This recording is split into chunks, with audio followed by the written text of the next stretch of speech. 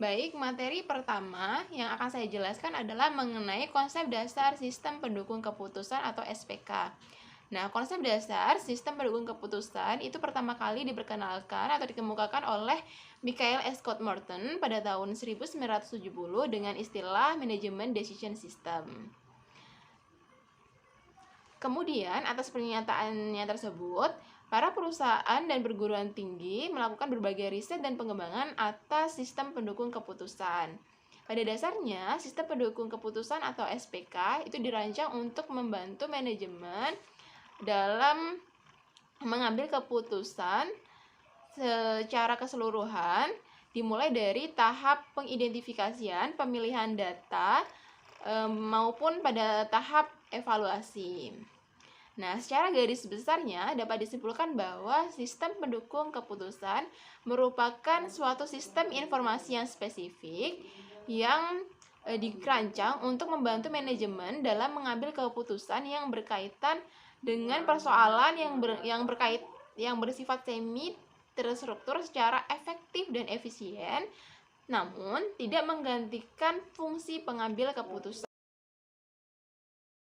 Ya, materinya adalah mengenai karakteristik SPK. Jadi ada beberapa karakteristik SPK. Yang pertama adalah SPK itu berfungsi untuk membantu proses pengambilan keputusan yang persoalannya itu bersifat semi terstruktur atau tidak terstruktur.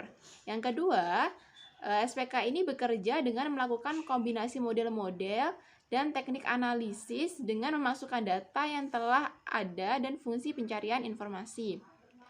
Selanjutnya, SPK itu dibuat dengan menggunakan bentuk yang mudah digunakan oleh pemakai atau user friendly. Selanjutnya, SPK itu dibuat dengan fleksibilitas dan kemampuan adaptasi yang tinggi. Terakhir, SPK itu memiliki keunikan yang terletak pada dimungkinkannya intuisi dan penilaian pribadi dalam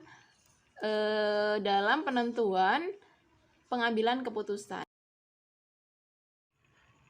Materi selanjutnya adalah mengenai kelebihan dari sistem pendukung keputusan atau SPK. Jadi, SPK ini memiliki beberapa kelebihan, diantaranya yaitu SPK itu memperluas kemampuan pengambilan keputusan dalam memproses data untuk pengambilan keputusan. Yang kedua, menghemat waktu yang dibutuhkan untuk memecahkan suatu permasalahan. Yang ketiga, menghasilkan solusi dengan lebih cepat dan hasilnya pun dapat diandalkan. Yang selanjutnya, mampu memberikan berbagai alternatif dalam pengambilan keputusan. Selanjutnya, memperkuat keyakinan pengambil keputusan terhadap keputusan yang diambilnya.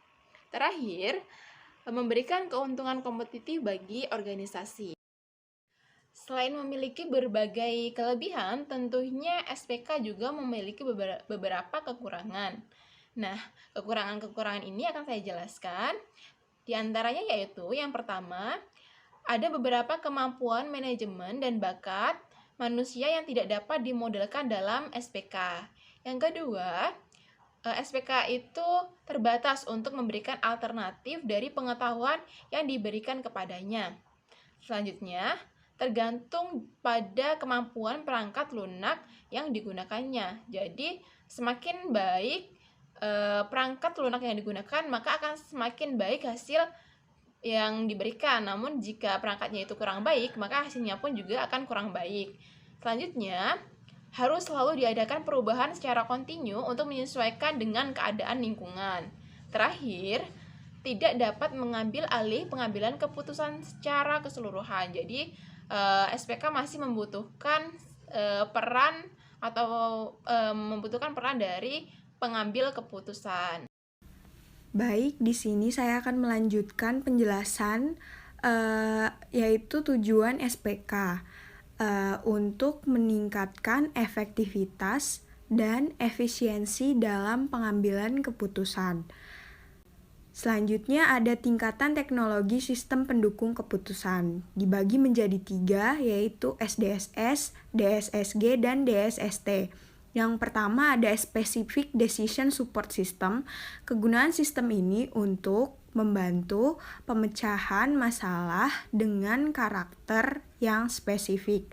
Selanjutnya ada Decision Support System Generator, yang dimaksud suatu paket yang menghubungkan perangkat keras dengan perangkat lunak untuk membangun suatu sistem SDSS secara cepat dan juga mudah.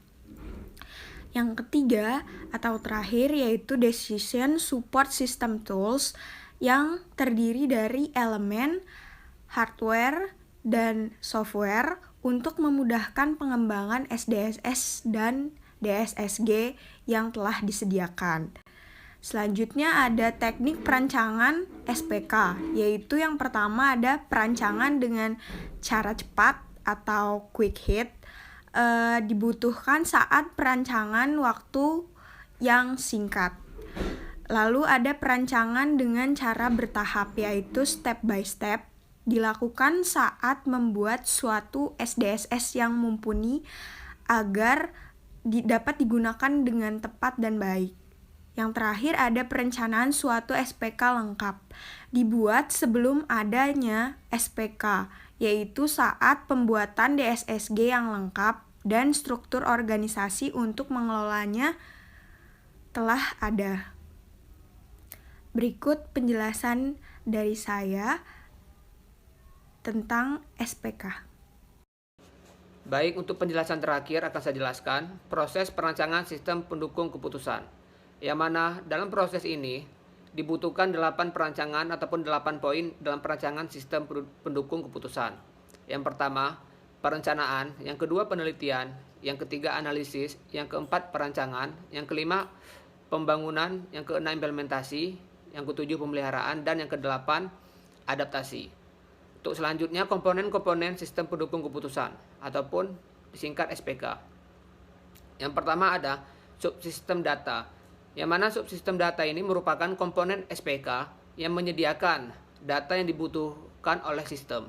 Data yang dimaksud disimpan dalam database yang diorganisasikan oleh suatu sistem yang disebut dengan DBMS ataupun Database Management System. Yang kedua ada subsistem model.